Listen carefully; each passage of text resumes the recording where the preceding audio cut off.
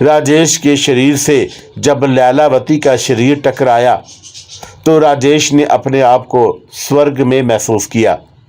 उसने लैलावती को बड़ी मजबूती से अपनी बाहों में भर लिया। लैलावती ने राजेश को 3 बोसे दिए तो राजेश बिल्कुल पागल हो गया। वो इतना मस्तूर हो गया कि उसकी समझ में ना आई कि वो कहाँ है और क्या कर रहा है। लैलावती ने 4था बोसा राजेश को और फिर अपना मुंह आहिस्ता आहिस्ता उसकी शह रग की तरफ बढ़ाने लगी। राजेश को लैलावती की बिगड़ती हुई शक्ल नहीं दिखाई दे रही थी।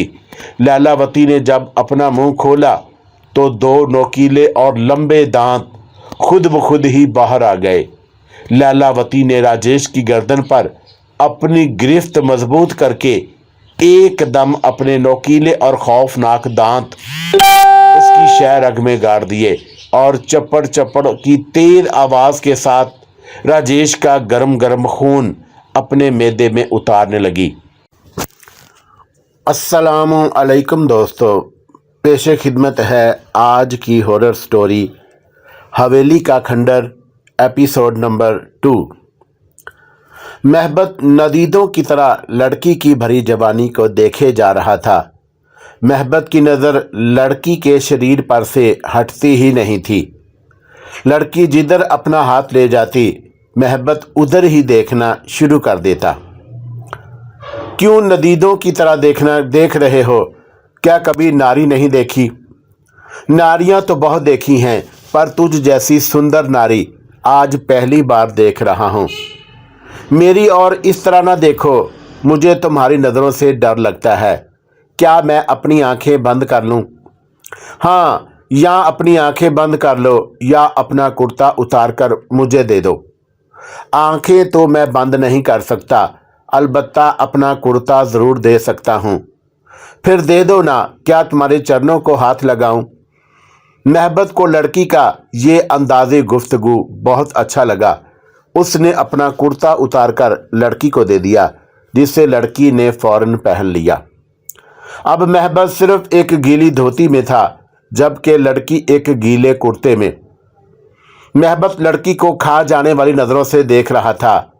लड़की महबत की हसीसाना नज़रों की ताब ना लाकर इधर उधर देखने लगी। महबत को शक हुआ कि लड़की इधर उधर देखने की अदाकारी कर रही है, वरना उसका अपना मन मुझे देखने को कर रहा है। शायद ये इस अदाकारी से अपना भाव बढ़ाना चाहती है। क्या नाम है तुम्हारा? मेरा नाम? तुम्हारा ही नाम पूछ रहा हूँ। हम दोनों के अलावा यहाँ तीसरा कौन है? अगर मैं कहूँ कि मेरा नाम कुछ नहीं है तो क्या तुम मान लोगे?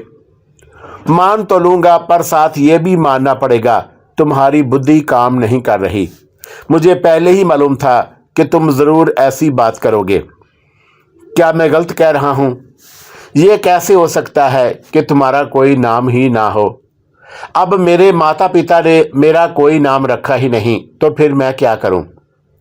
आगे मुझे शक था कि नदी में तुम्हारा सर किसी पत्थर वगैरह से टकरा गया होगा, जब भी तुमने ऐसी बात की।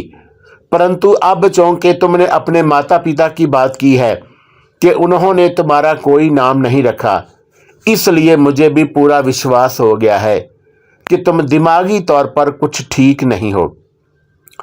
अच्छा, तो ये बात है, फिर मेरा नाम लैलावती है। मैं तुम्हें यह भी बता दूं कि मेरा ये नाम मेरे माता पिता ने नहीं रखा। नाम जिसने भी रखा है, पर है बड़ा बढ़िया।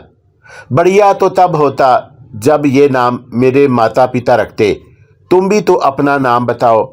मेरा नाम तो महबत है। महबत भी अच्छा नाम है, पर क्या ये नाम तुम्हारे माता पिता ने रखा है? हाँ, ये नाम मेरे स्वर्गवासी पिता ने रखा है। फिर तो तुम बहुत ही सौभागी हो। क्यों? इसमें सौभागी होने वाली कौन सी बात है? हर किसी का नाम उसके माता पिता ही रखते हैं। तुम नहीं समझोगे महबत, तुम नहीं समझोगे। तुम इस जन्म में समझ ही नहीं सकते, परंतु मैं तुम्हें वचन देती हूँ कि अगले जन्म में तुम खुद ब खुद समझ जाओगे, और अगर ना समझे तो मैं तुम्हें सब कुछ समझा दूंगी। महबत को यकीन हो गया कि लैलावती का दिमाग ठीक नहीं है। अगर उसका दिमाग ठीक होता तो वह यूं अनाप शनाप ना बकती। इसलिए महबत ने उससे कहा, अच्छा ठीक है, तुम मुझे अगले जन्म में समझा देना, पर इस समय यह बताओ कि तुम नदी में कैसे गिर गईं। मैं नदी में गिरी नहीं थी, बल्कि तुम्हें यहाँ तक लाने के लिए ये सब नाटक किया है। महबत लैलावती के चेहरे पर मौजूद शैतानी मुस्कुराहट देखकर एक पल के लिए बिल्कुल खौफजदा हो गया, लेकिन फिर उसे ख्याल आया, ये तो है ही बावली, और वैसे भी एक धान पान सी नारी से क्या डरना। तुम्हें इतना बड़ा नाटक करने की क्या ज़रूरत थी? मुझे ऐसे ही कह देती, मैं खुद ही तुम्हारे साथ यहाँ चला आता। मुझे क्या मालूम था कि तुम इतने वीर हो नहीं, तो मैं तुम्हें तुम्हारे छतौर से यहाँ ले आती। अच्छा, तो तुम्हें मेरा छतौर भी मालूम है। मिनश अगर मालूम करना चाहे तो क्या नहीं कर सकता। तुमने मेरी बात का जवाब नहीं दिया। कौन सी बात का? यही कि तुम नदी में कैसे गिर गई थी। जवाब तो मैंने तुम्हें दे दिया है, परंतु आजकल मिनश सत पर विश्वास नहीं करता। इसलिए तुम यही समझो कि मैं नदी पर आशनान कर रही थी कि 3-4 चंडाल आकर नदी के बाहर खड़े हो गए। उन्होंने मेरे कपड़े उठाकर कहा, बाहर आ जाओ। मुझे उनकी नीयत कुछ ठीक ना लगी, तो मैंने पानी में डुबकी लगाकर अंदर ही अंदर तैरना शुरू कर दिया। मैं उन चंडालों से तो काफ़ी दूर निकल आई, परंतु मेरा शीश एक पत्थर से टकरा गया और मैं बेहोश हो गई। जब होश आया तो तुम्हारे सामने थी। क्या अब तुम्हें मेरी बात पर विश्वास आ गया है? हाँ, ये बात कुछ मन को लगती है। हाँ, ये बात तुम्हारे मन को ज़रूर लगी होगी, क्योंकि झूठी जो ठहरी। महबत, तुम्हारी छाती पर तो बड़े घने बाल हैं। हाँ हैं, तो क्या तुम्हें मेरी छाती पे ये बाल अच्छे लगे हैं? क्यों नहीं? जिस पुरुष की छाती पर बाल ना हो वो पुरुष ही क्या, ये बाल तो पुरुष का टोम जेवर होते हैं। टोम? तुम्हारे ये टोम तो बहुत ही सुंदर हैं। महमद ने लीलावती के मुंह से अपने बालों की तारीफ सुनी तो मन ही मन में खुश होने लगा कि चलो, लड़की खुद ही मेरी तरफ माइल हो रही है। अभी वह यही सोच रहा था कि दूर किसी कुत्ते के भौंकने की आवाज़ आई। लैलावती घबराकर एकदम महबत के सीने से लग गई। महबत को और क्या चाहिए था? उसने मन ही मन में भगवान का शुक्रिया अदा किया और लैलावती को अपनी बाहों में कस लिया। महबत जैसे धनपाल को लैलावती जैसा सुंदर धन मिलने की बिल्कुल कोई उम्मीद नहीं थी, लेकिन धन तो उसे मिल चुका था, बल्कि उसकी मजबूत बाहों में सिमटा हुआ था। लैलावती ने पहले चंद घड़ियां तो अपना मुंह महबत के कुशादा सीने में छुपाए रखा, लेकिन फिर उसने महबत की आगोश गर्म करना शुरू कर दी। लैलावती के पहुंचाए हुए सरूर ने महबत की बुद्धि के सारे मोगे एक एक करके बंद कर दिए। महबत कैफ व सरूर के नशे में डूबकर अपने आप को भुला बैठा। लैलावती ने महबत की गर्दन को बोसागाह बनाया हुआ था। इसी बोसाबाजी में लैलावती ने अपना मुंह खोला। 2 इंतहाई खतरनाक चमकदार लंबे दांत उसके मुंह से बाहर निकल आए। साथ ही उसकी शक्ल भी बिगड़ने लगी, यहां तक कि बिगड़ते बिगड़ते उसकी शक्ल किसी डायन की तरह हो गई। महबत लैलावती की शक्ल से बेनियाद अपने ही नशे में चूर था। उसे इस संसार का कोई होश नहीं था, लेकिन जो ही इंतहाई गर्म दांत उसकी शह रग में प्यूस्त हुए तो वो एकदम तड़प उठा। वो लैलावती से अपनी गर्दन छुड़ाने के लिए जमीन पर लौटने लगा। कभी वो ऊपर जाता तो कभी लैलावती, मगर वो लैलावती जैसे बड़ी जोंक को अपने आप से अलहदा ना कर सका, जो बड़ी तेजी से चपड़ चपड़ की आवाज के साथ उसका खून चूस रही थी। महबत काफी हाथ पांव मारने के बाद आखिरकार ठंडा हो गया। लैलावती का सारा चेहरा महबत के खून से भरा हुआ था। खून पीने के बाद लैलावती ने अपने लंबे लंबे खतरनाक नाखनों से महबत के चेहरे को नोचना शुरू कर दिया, यहां तक कि उसके चेहरे का एक हिस्सा भी काबिल शिनाख्त ना रहा। लैलावती महबत की लाश को अपने कंधे पर डालकर शमशान घाट ले गई। उसने बहुत बुरी तरह लाश को शमशान घाट में फेंका और बोली, तुझसे चातर तो तेरा गधा निकला जो वापस भाग गया।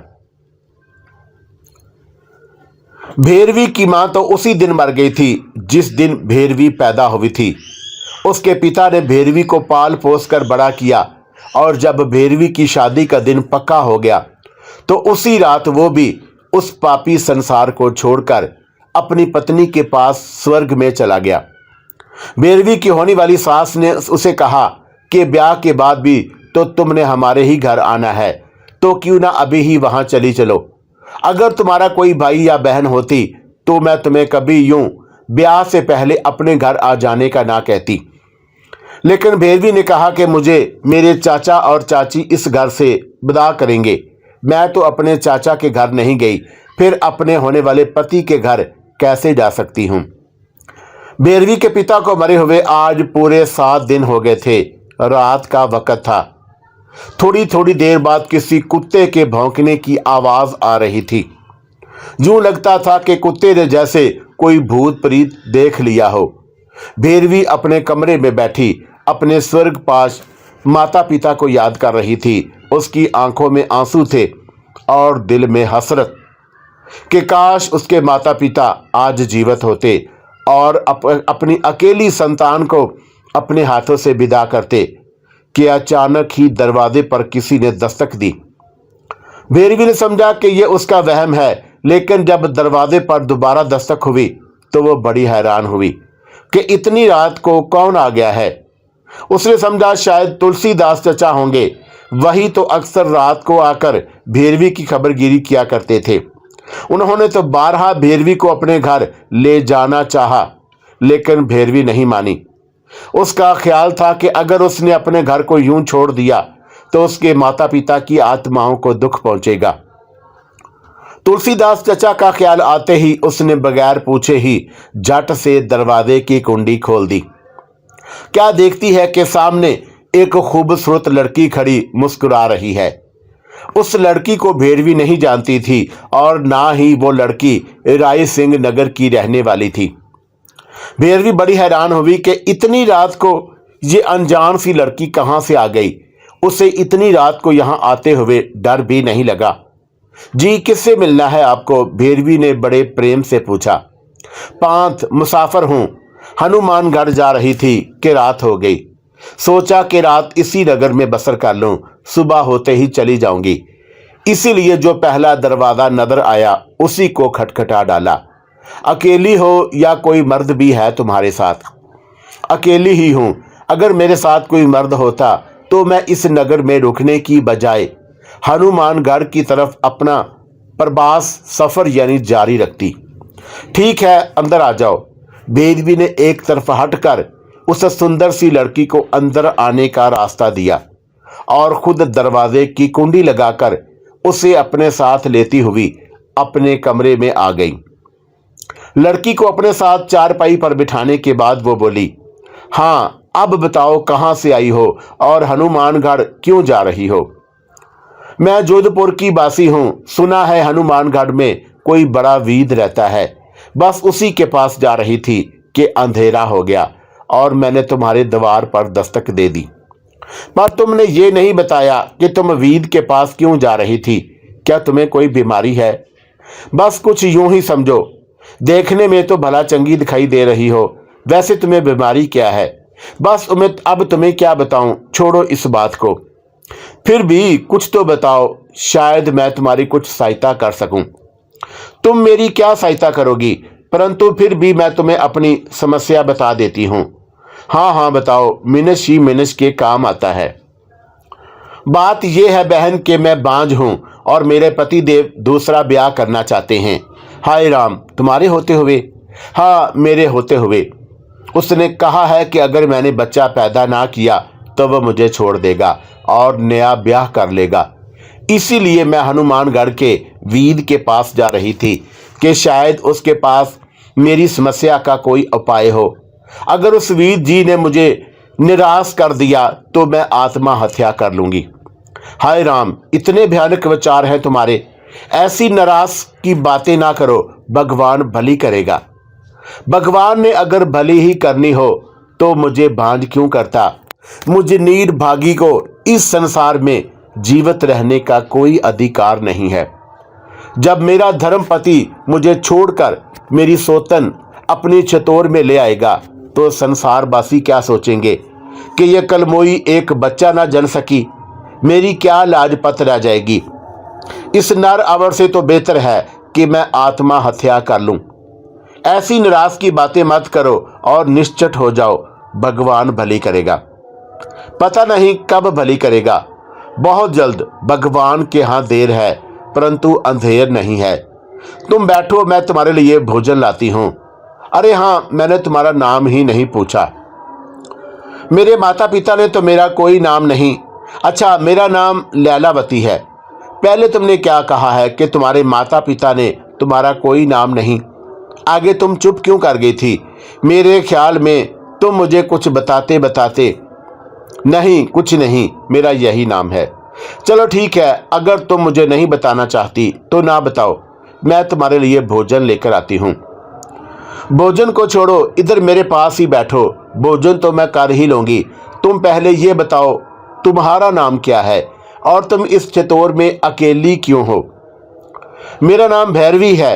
मेरे माता पिता का देहांत हो गया, इसी कारण मैं यहाँ अकेली हूँ।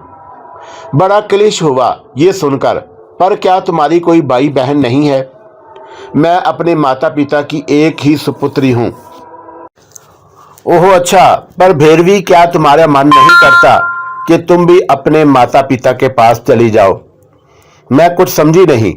भैरवी ने बड़ी हैरानी से कहा, मेरा मतलब है कि तुम्हारे माता पिता तो स्वर्ग में वास कर रहे हैं, फिर तुम भी उनके पास क्यों नहीं चली जाती? ये कैसी बाउलों जैसी बातें कर रही हो? मैं अभी जीवित हूं। भला कभी जीवित मनुष्य भी स्वर्ग में गए हैं? मैं तो अभी बंदी हूं, इसीलिए स्वर्ग में नहीं जा सकती, परंतु तुझे स्वर्ग में भेजने का पूरा पूरा प्रबंध कर सकती हूं। लैलावती की शैतानी मुस्कुराहट देखकर भैरवी की रूह तक कांप गई।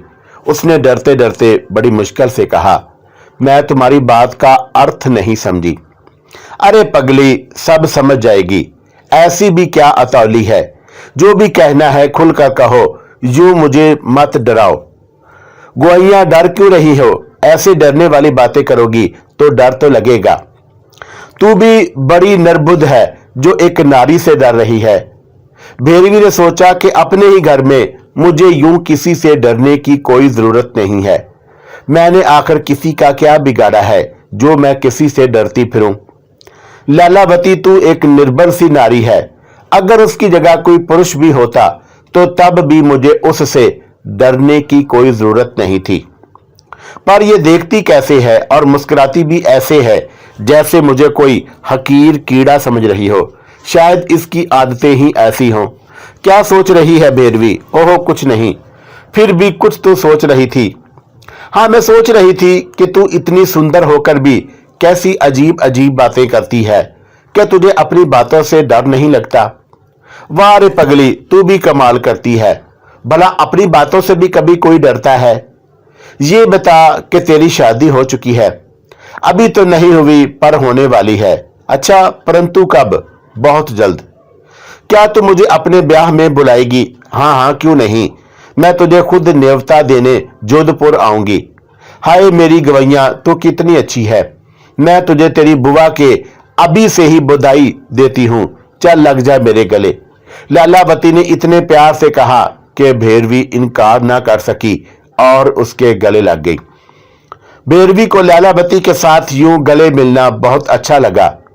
उसे याद आया कि जब एक मर्तबा उसके होने वाले पति ने उसे अपने गले लगाया था तो तब भी भैरवी को ऐसा ही सुरूर मिला था जैसा कि इस वक्त लैलावती के गले मिलने से आ रहा था।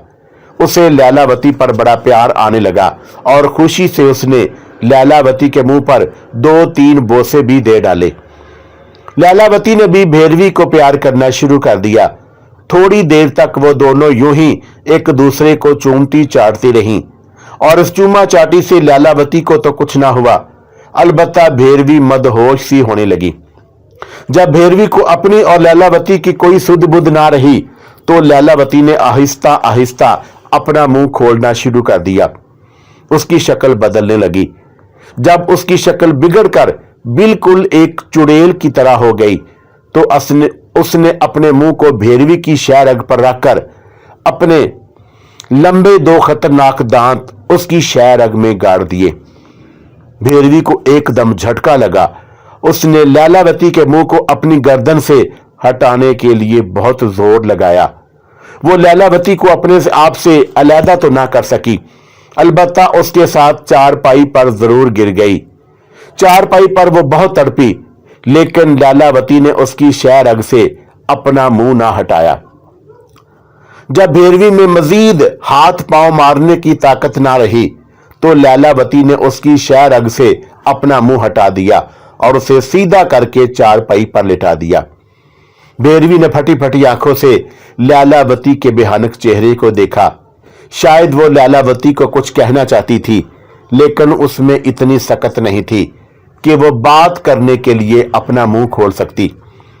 लैलावती ने चारपाई पर पड़ी हुई भेरवी का ब्लाउज फाड़कर एक तरफ उछाल दिया। फिर उसने भेरवी की साड़ी भी उतार दी और उसे कपड़ों की बंदिश से बिल्कुल आजाद कर दिया। लैलावती ने अपनी साड़ी में हाथ डालकर बाहर निकाला तो उसके हाथ में एक लंबी कटार पकड़ी हुई थी।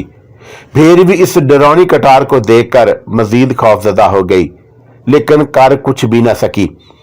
लैलावती ने उस चमकदार और तेज कटार की नोक को भेरवी के उभारों के दरमियान रखकर आहिस्ता आहिस्ता नीचे की तरफ लाना शुरू कर दिया, जिससे भेरवी के उभारों के दरमियान एक बारीक सा चरका लग गया और उसमें खून बाहर निकलने लगा। उस खून की शक्ल एक बारीक लकीर की सी थी। लैलावती कटार को उसी तरह ऊपर तक ले गई तो जख्म की वो पतली लकीर जरा गहरी हो गई। लैलावती ने उसे ऊपर से नीचे और नीचे से ऊपर कटार लाने वाले अमल को तेजी से दोहराना शुरू कर दिया और फिर एकदम ही दस्ते तक कटार का फल भेरवी के सीने में उतार दिया। जो ही कटार भेरवी के सीने में उतरी, भेरवी की रूह ने उसके जिस्म का साथ छोड़ दिया। भेरवी का सर एक तरफ ढलक गया और उसके मुंह से थोड़ा सा खून बाहर निकल आया। लैलावती ने फौरन ही अपनी लंबी और काली जीभ से उस खून को चाट लिया। खून चाटने के बाद लैलावती ने अपनी कटार को भेरवी के जांग के साथ साफ करके दोबारा अपनी साड़ी के अंदर छुपा लिया और अपने लंबे लंबे खतरनाक नाखूनों से भेरवी के मुंह को नोचने लगी। उसने अपनी उंगलियां भेरवी की आंखों में घुसेर कर उसकी आंखें बाहर निकाल लीं। जब भेरवी का चेहरा शिनाख्त के काबिल ना रहा तो लैलावती ने उसकी लाश को अपने कंधे पर डाला और घर का दरवाजा खोलकर बाहर निकल गई। चांद की रोशनी में लैलावती का खून आलूद चेहरा बहुत डरावना दिखाई दे रहा था। उसका रुख राय सिंह नगर के शमशान घाट की तरफ था। गंगाधर हर वक्त नशे में चूर रहता था। जब से उसकी पत्नी का देहांत हुआ था, उसने हर किसी से अपना नाता तोड़ लिया था। वो अपनी पत्नी की जुदाई का गम शराब से गलत किया करता था।